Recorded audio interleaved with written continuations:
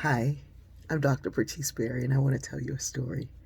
Last night, I braided my niece Latoya's hair yesterday, and a little bit of the day before.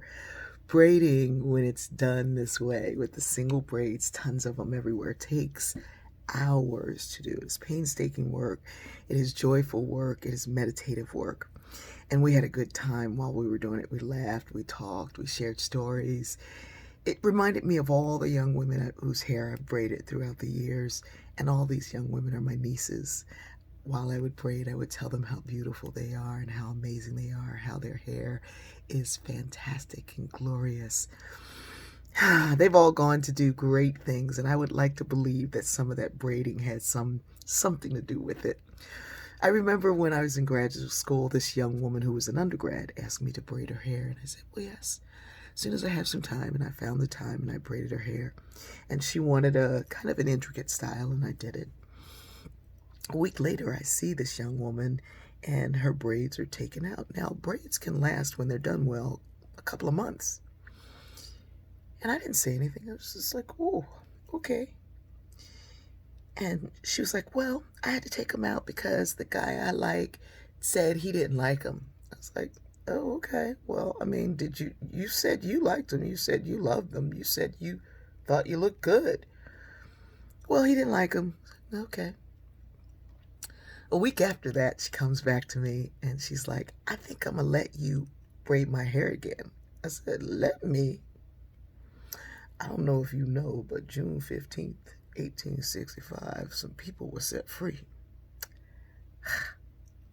Well, she was like, well, I want to get it braided again because my friend, he likes this girl and her hair is braided. And I didn't even enter the conversation with her. It was just like, oh, okay. She's like, well, when can you do it? And I said, I can't.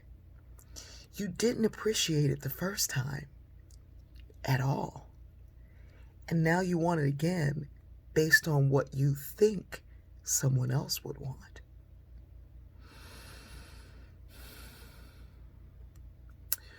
We, for the most part, live in some place. For the most part, we have some sense of security around that. Some, for the most part. Not all of us, but many of us, most of us. We're living in a time of a pandemic. And those of us who've been blessed enough to not be stricken with coronavirus have been able to remain healthy for the most part. And then we wanted to get out. We couldn't wait to get out. So some governors said, go ahead, y'all, get your tattoo, get your nails done, get your thing done, go. And they said, wear a mask. Because, it protects you, protects others, keeps you from touching your face if you touch some surface, keeps you from your projectile, if you're asymptomatic, from putting that on somebody else. So what you do for me, you do for you. It's kind of a we take care of each other thing. But some guy you like said he didn't like the way masks look.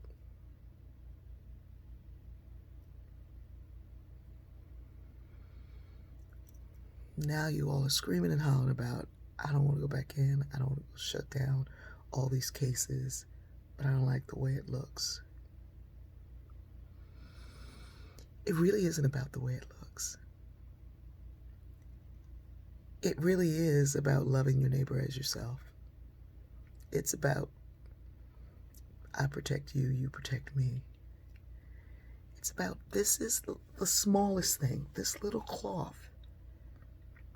Aside from staying inside, which is coming again, it's the smallest thing to keep us healthy and happy and whole.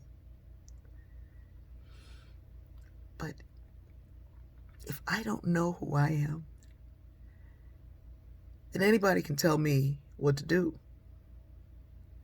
Howard Thurman said it when he said, if you don't know yourself, you will always find yourself dancing on the end of a string that somebody else is controlling.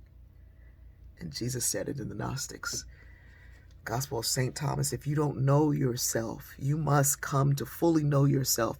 And when you fully know yourself, you will be known. And if you don't know yourself, you'll always be in poverty, for you are the poverty. Get to know who you are, baby, and like it, because we're in for a bumpy ride.